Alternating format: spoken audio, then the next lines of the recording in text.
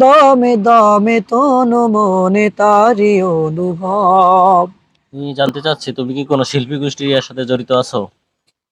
জি না, সামনের এই 17 তারিখে শনিবাড়িতে একটা শিল্পী গোষ্ঠীর নাম দেওয়া হচ্ছে আমার। আরো 3 জন আছে আমার মাদ্রাসার মধ্যে। সে শুদ্ধ একটা ধ্বনি গজল হবে ওই জায়গায়। আচ্ছা, ওখানে কি এটাই প্র্যাকটিস করায়, গান শেখায়?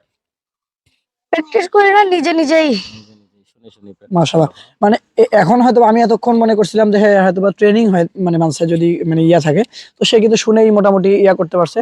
তো যাই হোক, আমরা কথা বললে হয়তো বা ভিডিও লং হয়ে যাবে, ওই জন্য বলতেছি যে এর দ্বারা হিউজ কিছু করা সম্ভব। মানে আমি তো তো দেখে আসছি অনেক জিনিস। দর্শক শ্রোতা, যেহেতু মারুবিল্লাও আছে, ছোট মানুষ, একবারে চাপ দেওয়া যাবে না। মারুবিল্লাকে একটু বলবো যে সেও যেন 2-4 লাইন আমাদেরকে গেয়ে শোনায়, সেও একটু শুনুক।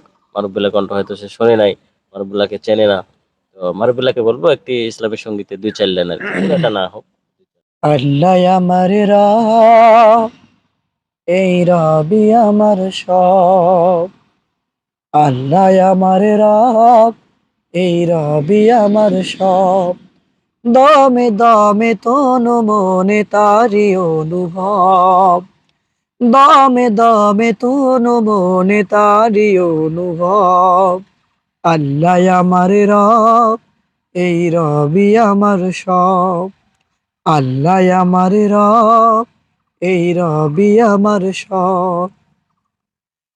তোমার দুনিয়াতে আমি যেদিকে তাকাই, অথই নিয়ামতে ডুবে আছি সবাই।